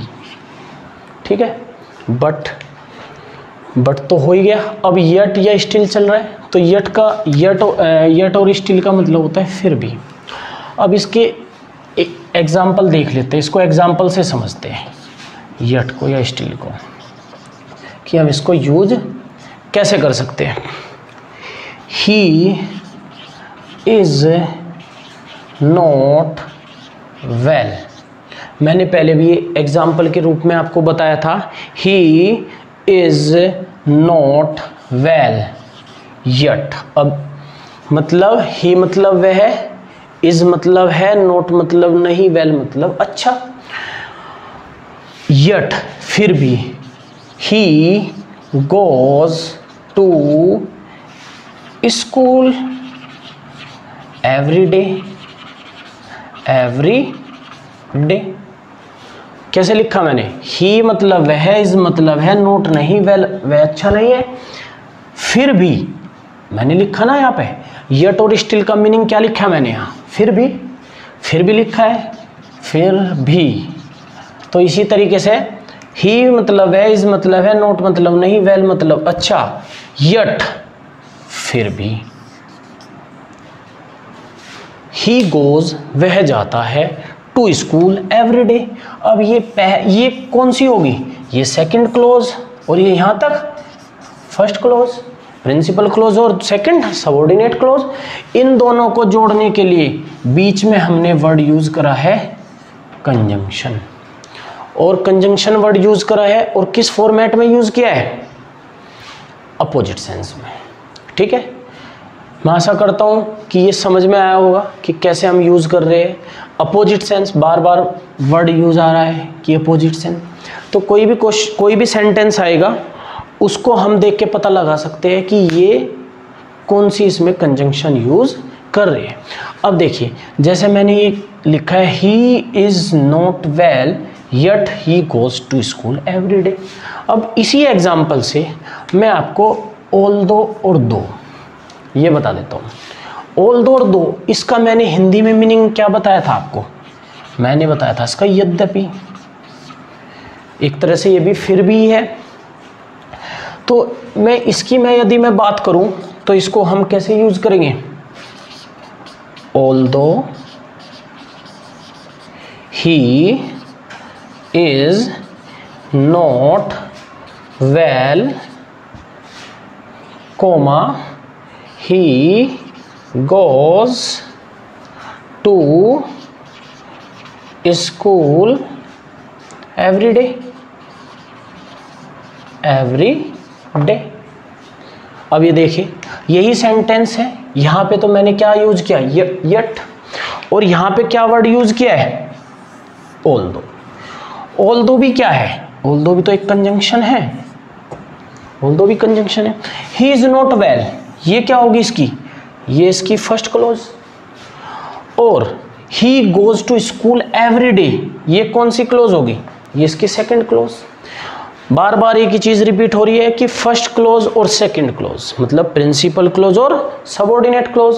प्रिंसिपल क्लोज और सबऑर्डिनेट क्लोज को जोड़ने के लिए जो हम वर्ड यूज कर रहे हैं वो क्या होता है? कंजंक्शन होता है। और तो कंजंक्शन में हमने यूज किया क्या इसमें? ऑल्दो से कनेक्ट करने के बाद हमने ये दोनों क्लोजेस जोड़ दी और इसी से मीनिंग आ रहा है यद्यपि। यद्यपि वह ठीक नहीं है फिर भी क्या है? वो डेली स्कूल जाता है। तो मैं आशा करता हूँ आपको ये जो अपोजिट सेंस जो मैंने बताई है ये आपको समझ आई होगी। जैसे कोई भी मैं सेंटेंस लिख रहा हूँ और आपको कोई भी सेंटेंस में प्रॉब्लम है या आपको नहीं आ पा रहा है तो आप उसको हमारे कमेंट बॉक्स में ज़रूर बता सकते हैं, जिससे कि हम जल्द से जल्द उसके सॉल्यूशन को आप तक प्रोवाइड कर सकें। आपका कोई भी किसी भी टाइप का कोई भी प्रॉब्लम होगी रिलेटेड टू कंजंक्शन तो आप उसको हमारे YouTube चैनल के ऊपर इसमें वीडियो के अंदर हमको कमेंट कर दीजिए। हम उसको जल्द से जल्द आपके क्वेश्चन को लेके उस पर कोई वीडियो बनाएंगे या जैसे भी होगी आप तक उसका सॉल्यूशन प्रोवाइड कर देंगे। जैसे अब रूल नंबर 2 हमने जैसे पढ़ा था इसी तरीके से हम रूल नंबर 3 पढ़ते हैं। रूल नंबर 2 क्या बताया मैंने कि जब जो सेंटेंसेस होते हैं, जो क्लोजेस होते हैं, उनको जोड़ने के लिए हम क्या यूज कर रहे थे? कंजंक्शन। लेकिन उनको हम कब यूज कर रहे थे? जब वे अपोजिट सेंस में थी। अब हम कंजंक्शन जो यूज करेंगे, जब हम कंजंक्शन यूज करेंगे मतलब जो ये वर्ड्स ही तो होते हैं, words used to combine same sense, ठीक है भाई। इससे पहले हमने क्या पढ़ा? जो हमने वर्ड्स यूज करे थे व्हाइल, नेवरदिलेस, ऑल्दो, दो, यट, स्टिल, ये हमने कैसे यूज करे थे? अपोजिट सेंस में। लेकिन अब हम कुछ वर्ड यूज करेंगे जो यूज करेंगे हम कैसे? सेम सेंस में। सेम सेंस का मतलब मैंने एग्जांपल भी दिया था आपको कि वह इंटेलिजेंट है और क्या है? परिश्रमी है, हार्ड वर्किंग है। तो ये सेम सेंस हो गई। तो उसके लिए हम कौन कौन से वर्ड यूज करेंगे? एक तो हम वर्ड यूज करेंगे एंड। एंड का मतलब क्या होता है? और। दूसरा वर्ड यूज करेंगे एज वेल एज, दूसरा वर्ड ये यूज करेंगे। तीसरा वर्ड यूज करेंगे नॉट ओनली बट ऑल्सो, ठीक है। ये 3 वर्ड जो होंगे and, as well as, not only but also, ये 3 वर्ड यूज करेंगे हम किस में? सेम सेंस में। जो ये एंड होता है और जो ये एज वेल एज होता है ये एक ही तरह से यूज होते हैं। जैसे मैं एग्जांपल से यदि आपको बताऊं, वह बुद्धिमान है और परिश्रमी है, और वर्ड यूज करा, और का मतलब क्या हुआ? एंड। और मैं इसी सेंटेंस को दूसरी फॉर्मेट में बोलूं, वह बुद्धिमान के होने के साथ साथ परिश्रमी भी है। साथ साथ मतलब एज वेल एज। तो जो ये एंड और एज वेल एज होता है ये एक तरह से एक फॉर्मेट में ही इनको यूज कर सकते हैं। और जो ये एंड होगा, एंड भी यूज करेंगे और हम वहाँ पे एज वेल एज भी यूज कर सकते हैं। ऐसा कुछ नहीं है कि भाई यदि दोनों ऑप्शन, कई बार ऐसा होता है कि कोई सेंटेंस दे दिया फिल इन द ब्लैंक्स, उसमें दोनों ऑप्शन दे दिए, एंड भी दे दिया, एज वेल एज भी दे दिया। कई बार हो जाता है कि भाई दोनों ऑप्शन दे दिए, तो हम किसको प्रीफर करेंगे? एंड को। तो इसी के साथ इसका एग्जाम्पल देख लेते हैं। जैसे मैं बार बार बोल रहा हूँ, ही इज इंटेलिजेंट, वह क्या है? इंटेलिजेंट है। And diligent, DILIGENT, diligent. ये 2 वर्ड यूज किए मैंने। क्या? एक तो इंटेलिजेंट और एक डिलीजेंट। जो ये डिलीजेंट है इसको हम हिंदी में क्या बोलते हैं? परिश्रमी। परिश्रमी मतलब मेहनती, जो मेहनत करते हैं। तो ही इज इंटेलिजेंट, वह इंटेलिजेंट है। एंड अब ये देखिए ये क्या है, ये एक सेंटेंस है। इंटेलिजेंट का मतलब ये एडजेक्टिव है, और ये जो डिलीजेंट है, भैया एडजेक्टिव क्या होते हैं, जो विशेषता बताते हैं। एडजेक्टिव उसी तो बोलते हैं जिसको विशेषण बोलते हैं हिंदी में। तो मतलब जो किसी भी नाउन या प्रोनाउन की जो विशेषता बताते हो। ही मतलब है लड़का है, मेल है, तो उसकी विशेषता ही तो बता रहे हैं ना कि वह बुद्धिमान है और परिश्रमी है। तो दो एडजेक्टिव को जो हमने जोड़ा तो वो बीच में किससे जोड़ा, एंड से। तो इसी सेंटेंस को मैं इस तरीके से भी लिख सकता हूं, कैसे, he is intelligent as well as diligent. ठीक है, इसी तरीके से लिख सकता हूं। अब इसको एंड को और एज वेल एज को हम क्या कर सकते हैं, एक दूसरे के साथ एक कोई से एक को वर्ड को हम यूज कर सकते हैं, चाहे हम एंड यूज करें चाहे हम एज वेल एज यूज करें। तो इसी तरीके से जो सेंटेंस है मीनिंग तो एक ही दे रहा है, बट हमने क्या करा, इसमें हमने ऊपर तो यूज क्या किया, एंड, और नीचे यूज क्या कर लिया, एज वेल एज। ये दोनों है क्या, दोनों तो कंजंक्शन ही है ना भाई, सेंटेंस को जोड़ने का काम कर रहे हैं। ही इज इंटेलिजेंट, वह क्या है, बुद्धिमान है। एंड डिलीजेंट, और परिश्रमी है। अब देखिए एंड पे मैं एक और एग्जांपल लिख देता हूं। ही, वह, वेंट, ही मतलब वह, वेंट मतलब गया, टू दिल्ली, वह दिल्ली गया। एंड, और, मीट हिज अंकल, मतलब वह क्या हुआ, वह दिल्ली गया और किससे मिला, अपने अंकल से। अब ये देखिए यहां पे भी मैंने क्या वर्ड यूज किया, एंड। एंड का मतलब और, यहां पे भी किस तरीके से यूज हो रहा है, कंजंक्शन की फॉर्म में। क्यों, वह दिल्ली गया और अपने अंकल से मिला। तो इसी तरीके से जो ये वर्ड होता है एंड हो या एज वेल एज हो, तो ये क्या करेंगे हम, इसको हम किस फॉर्मेट में यूज करेंगे, सेम सेंस में। जब भी सेम सेंस होगी तो हमको बस याद रखना है कि भाई एंड यूज करे या एज वेल यूज करे। Fill in the blanks, question depend करता है क्वेश्चन किस टाइप से पूछा है। फिल इन द ब्लैंक्स पूछा है तो हम उसमें अपनी तरफ से, आप बीटीसी के जैसे एग्जाम दोगे तो उसमें हम एंड भी लिख सकते हैं एज वेल एज भी लिख सकते हैं, दोनों सही रहेंगे। और यदि वो फिल इन द ब्लैंक्स ना दे के एरर की फॉर्मेट में दे दे, भाई एंड एज वेल एज हटा के नॉट ओनली लगा दे या कुछ और वर्ड यूज कर दें, तो उसको हटा के हमको क्या यूज करना है, फिर एंड यूज करना है। तो दोनों तरह से एरर की फॉर्म में भी आ सकता है और फिल इन द ब्लैंक्स की फॉर्म में भी आ सकता है। तो ये जो है, ये दो एग्जाम्पल जो लिखे हैं, ये दोनों किसके बताए, एंड के और एज वेल एज के। ये दोनों एक ही तरह से काम करेंगे, चाहे वो एंड यूज कर लो चाहे वो एज वेल एज यूज कर लो। तो ये दोनों, मैं समझता हूँ कि ये जो चीज़ें हैं आपको समझ आ रही होगी जितनी अब तक बताई है। कोशिश यही की जाएगी कि आपका अधिक से अधिक क्वेश्चन पेपर सोल्व करा दिए जाए, आपकी प्रैक्टिस भी करा दी जाए और आपके मार्क्स जो हैं वो अच्छे से अच्छे आए। इसी तरीके से जैसे कि ये एंड और एज वेल एज दो पढ़े हम।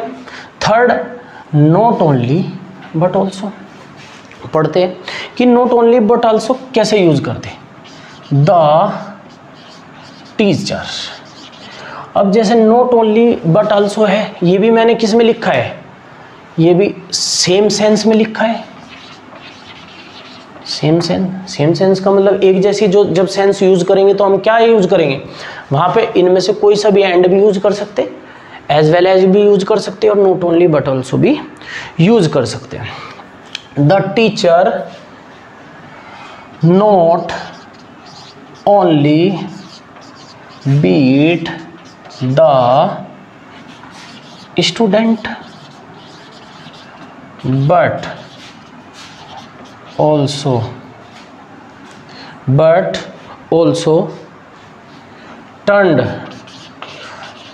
turned him out of the class।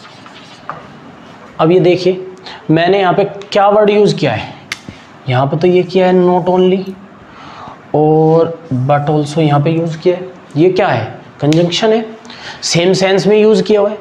मतलब द टीचर ने not only beat the student, मतलब केवल बच्चों को नहीं पीटा, साथ में क्या करा, turn him out of the class, मतलब उन्हें क्या किया, क्लास से भी बाहर निकाल दिया। मतलब पीटने के साथ साथ क्या करा, केवल टीचर ने बच्चों की पिटाई नहीं करी, स्टूडेंट्स की पिटाई नहीं की, साथ में उन्हें क्या करा, स्कूल मतलब क्लास से भी बाहर निकाल दिया।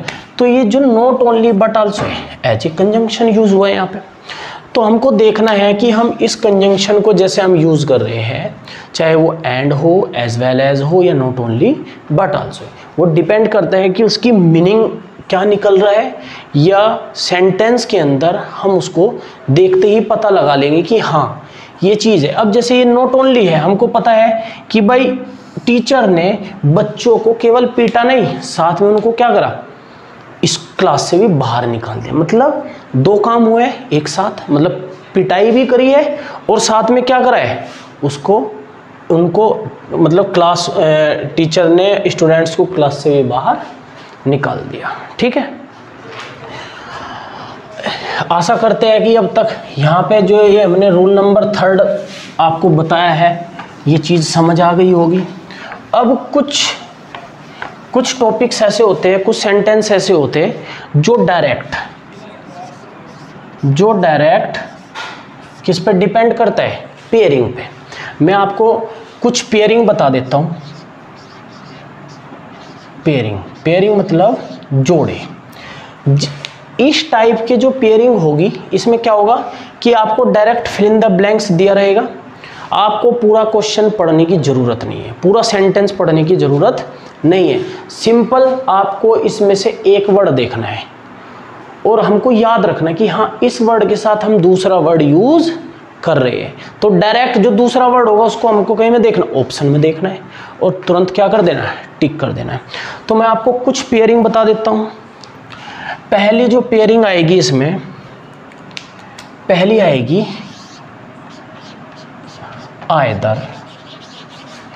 तो इसके साथ जो हम यूज़ करेंगे और, मतलब कभी भी सेंटेंस के अंदर आइदर कहीं पे भी लगा हो तो उसके साथ 100% हमको क्या यूज़ करना है, और। सिंपल हमको ये देखना है कि हाँ आइदर लगा है, सेंटेंस पढ़ा, सेंटेंस में हमने देखा आइदर देखते ही हमको तुरंत क्लिक करना चाहिए कि क्या आएगा, और आएगा उसके साथ। दूसरा ये आइदर है, दूसरा होता है नाइदर, इसके साथ हमको यूज करना है नोर।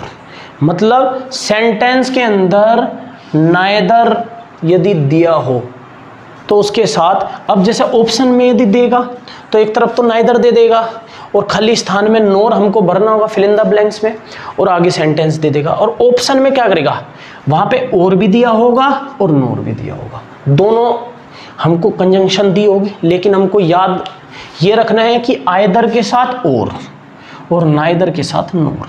जो ये नाइदर है कैसी सेंस दे रहा है, निगेटिव की। नाइदर मतलब ना, इसका मतलब नोट के लिए नोर। याद करने का ये तरीका थोड़ा हो सकता है कि आइदर के साथ हमको क्या यूज़ करना है, और यूज़ करना है, नाइदर के साथ हमको क्या यूज़ करना है, नोर यूज़ करना है। तीसरा बोथ, और चौथा बिटवीन।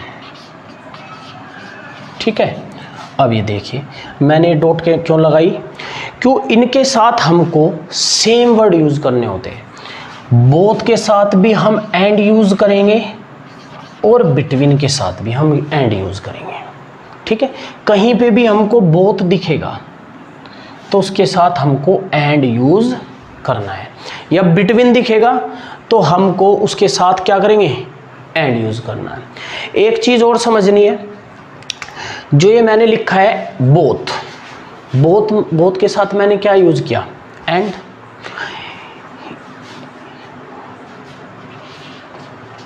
इस प्रकार के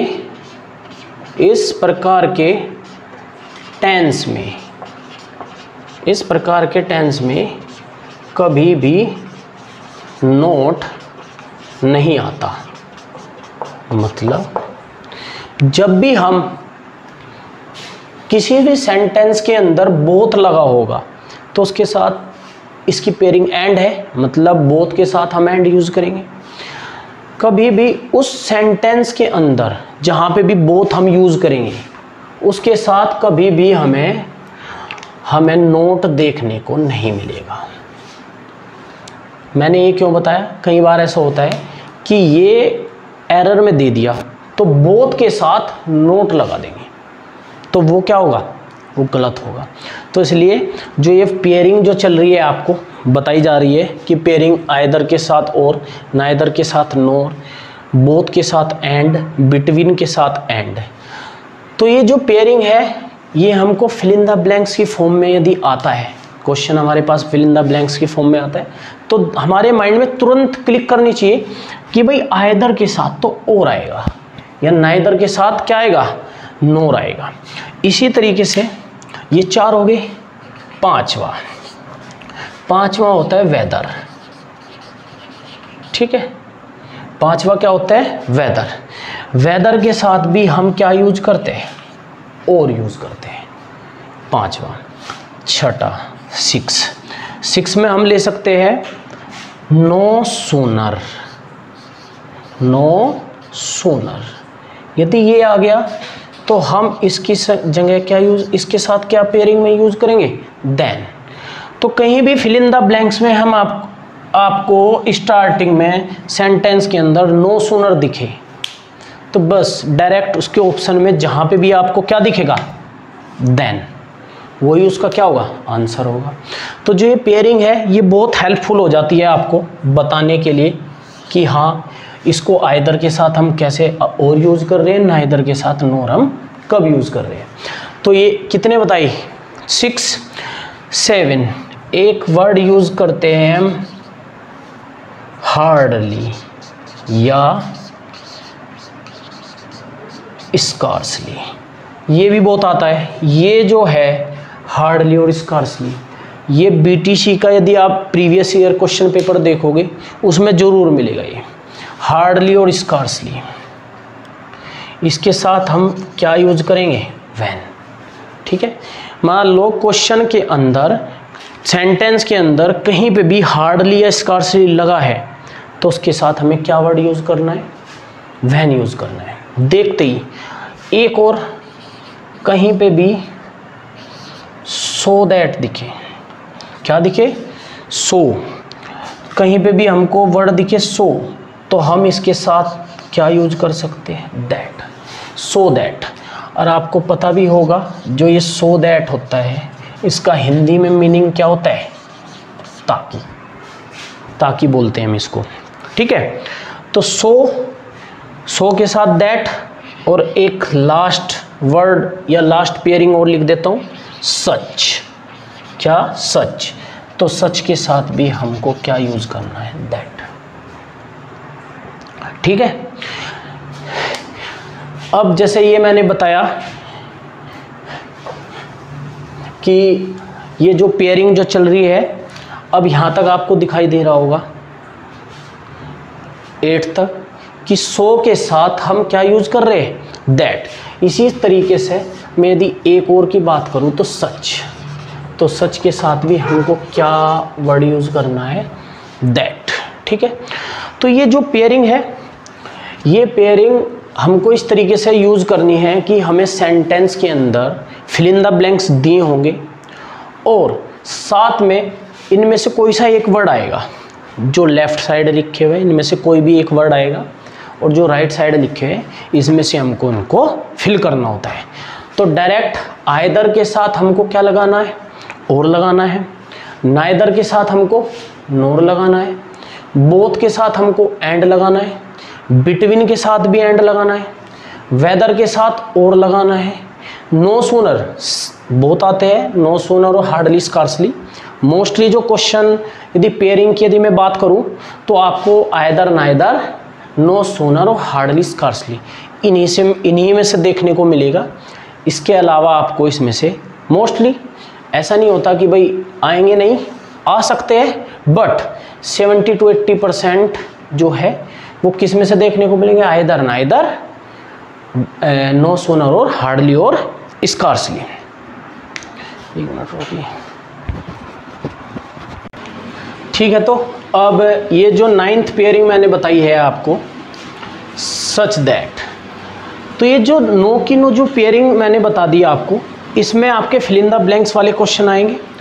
आप अपनी बुक से या कहीं से भी प्रीवियस ईयर क्वेश्चन पेपर कहीं से भी आप इस पेयरिंग के यदि आपको सवाल दिखे, क्वेश्चन दिखे, सेंटेंस दिखे, आप उनको सोल्व कीजिए। सोल्व करने के बाद भी आपको यदि कोई प्रॉब्लम हो रही है तो आप हमारे से क्वेश्चन कमेंट बॉक्स में पूछ सकते हैं और हम उसका जवाब जल्द से जल्द आपको दे देंगे, प्रोवाइड कर देंगे। ठीक है, अब हम नेक्स्ट चलते हैं।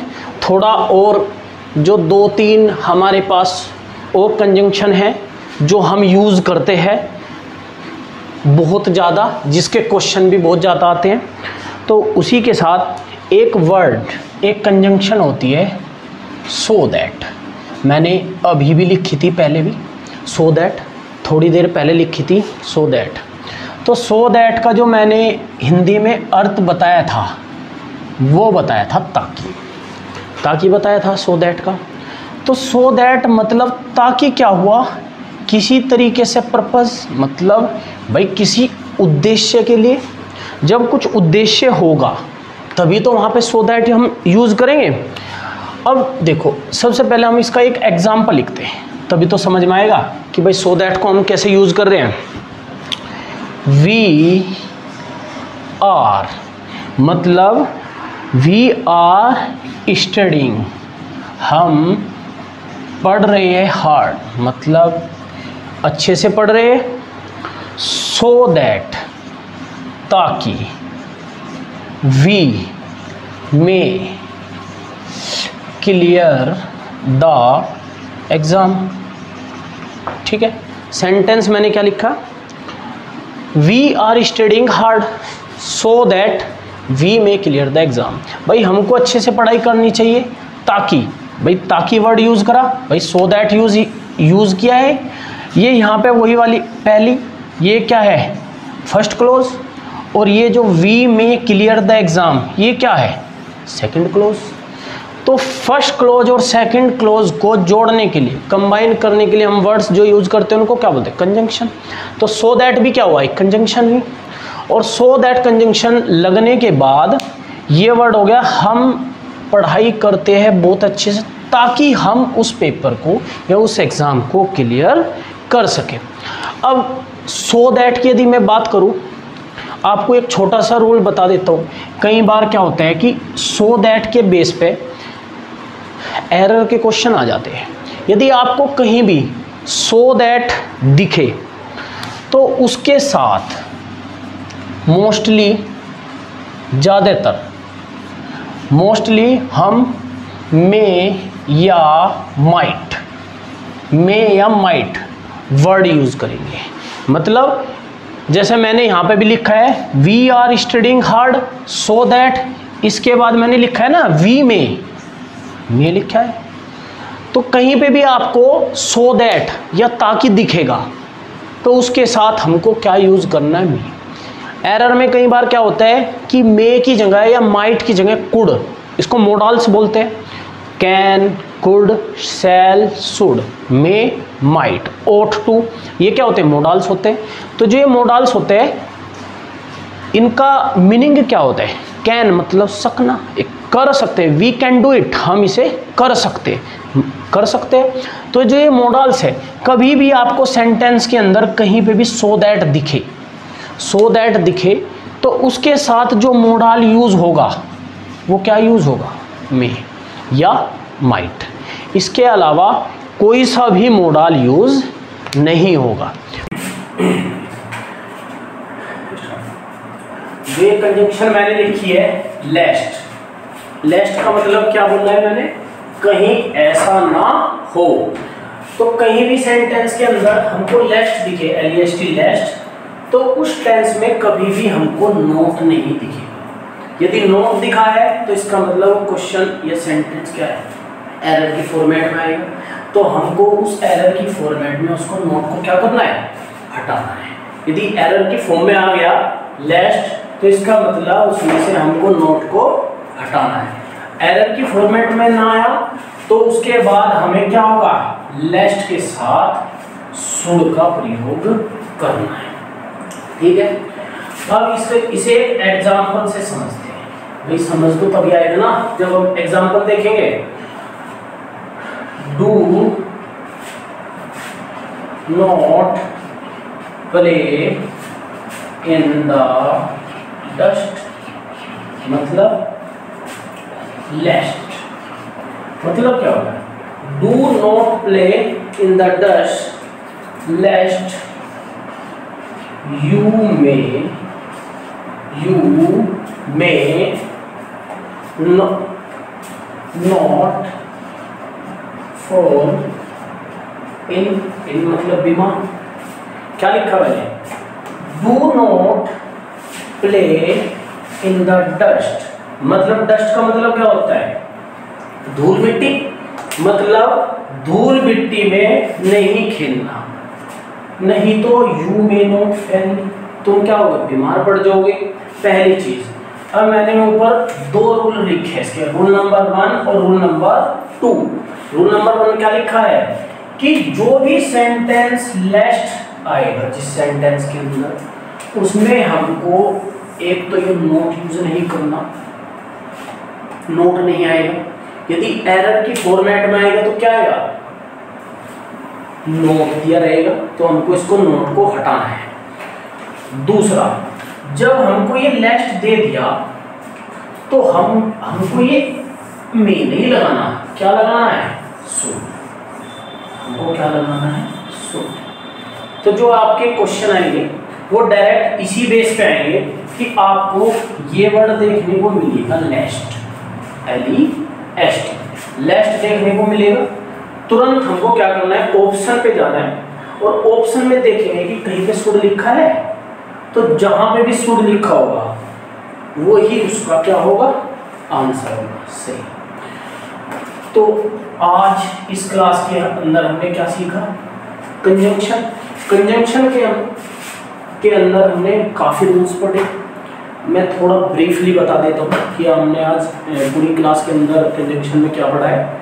भाई कंजंक्शन का पहला रूल बोलता है कि यदि कोई भी सेंटेंस कंजंक्शन से स्टार्ट हो रहा है तो उस सेंटेंस के अंदर हमें कभी भी दोबारा से कोई दूसरी कंजंक्शन यूज नहीं करनी।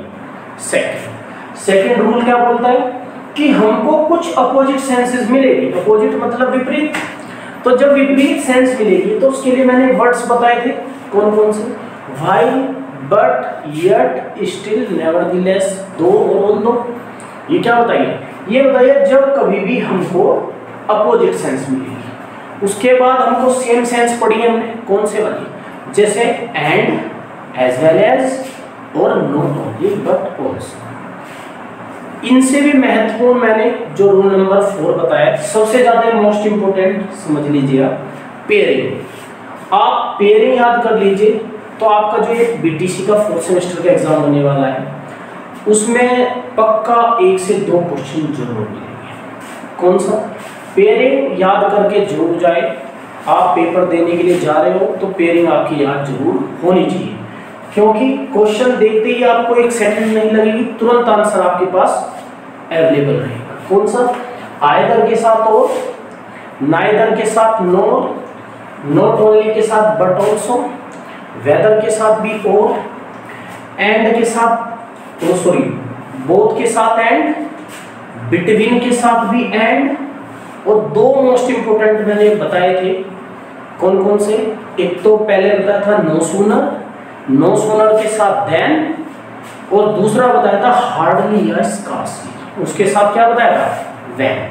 तो जितने भी आपके फिल इन द ब्लैंक्स आएंगे वो उसी उसी पे बिहाफ पे आएंगे, उसी पे रिलेट करके आएंगे। तो आपको ये पेयरिंग याद करके जरूर जानी है, ताकि आप कंजंक्शन से रिलेटेड कोई भी सेंटेंस गलत ना करें। उसके बाद जो आता है इसमें से ही लेस्ट आता है।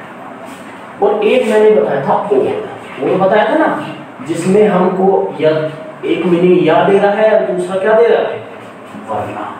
तो इसलिए एक और पढ़ के जाना है। और जितने भी रूल्स आज इस क्लास के अंदर बताए गए हैं आप इनको फॉलो कीजिए। फॉलो करने के बाद आपके पास जो भी मटेरियल है पढ़ने के लिए अवेलेबल आपके पास होगा, कोई बुक्स होगी, कोई प्रीवियस ईयर क्वेश्चन पेपर हो या मॉडल पेपर हो या कुछ भी हो, तो उससे आप आज कंजंक्शन को करके देखिए। आपको कोई भी सेंटेंस, कोई भी कुछ भी उसमें समझ नहीं आ रहा है रिलेटेड टू कंजंक्शन, कंजंक्शन से रिलेटेड कुछ भी आपको नहीं समझ में आ रहा है, तो हमको कमेंट बॉक्स में बताइए, ताकि हम आपको जल्द से जल्द उनके जो आंसर्स है आपको हम प्रोवाइड कर सके। आशा करता हूँ ये हमारी क्लास आज की आपको समझ आई होगी। और आपको आगे से जितने भी मैंने स्टार्टिंग में आपके यहाँ पे क्या लिखी थी, सिलेबस लिखा था, सिलेबस में जितने भी टॉपिक्स थे हम आपको बहुत डीपली बताएंगे, ताकि हम जब आपके लिए यूपी टेट या सी टेट या सुपर टेट का बैच लेके आए, तो हमें आपको स्टार्टिंग से ना बताने की जरूरत पड़े, ताकि आप समझें कि हाँ ये एग्जाम्पल तो हमने पढ़ा है, ये रूल तो हमने पढ़ा है ऑलरेडी, तो उसको देखते हुए आपको पहले से ही प्रिपेयर रहना है। क्योंकि आप सिर्फ एक बीटीसी कंप्लीट करके ही नहीं तैयार हो पाओगे, टीचर बनने के लिए आपको अभी 2 फेज और लगेंगे। पहला यूपी टेट, दूसरा सुपर टेट। तो यूपी टेट भी क्लियर करना है आप सभी को और सुपर टेट भी। तो उन दोनों को क्लियर करने के लिए आपके पास आपका जो बेस है वो क्लियर होना चाहिए। तो उस बेस को हम पूरी कोशिश करेंगे, अपना 100% देंगे, ताकि आपकी सभी क्वेरीज हम कंप्लीट कर पाए। और साथ में मैं लास्ट में एक चीज़ और बोलना चाहूँगा, आप ज़्यादा से ज़्यादा हमारे इस YouTube चैनल से जुड़े, ज़्यादा से ज़्यादा इसको शेयर करें, ताकि हमारा भी हौसला बढ़े और हम आपको आगे अच्छे से अच्छे वीडियोस आपके लिए लाएं, ताकि आपको चाहे आप यूपी टेट की तैयारी करो, सी टेट की करो या सुपर टेट की करो, तो आपके लिए बहुत फायदेमंद हो। और हमारे जितने भी टीचर्स हैं वो अपना 100% से भी ज़्यादा देने की कोशिश करेंगे, ताकि आप अच्छे से अच्छा अपनी परफॉर्मेंस हर एक एग्ज़ाम में दे पाएँ। तो इसी के साथ मैं आज की ये क्लास ख़त्म करता हूँ। आपसे फिर मुलाकात होगी अगले टॉपिक के साथ। Thank you so much.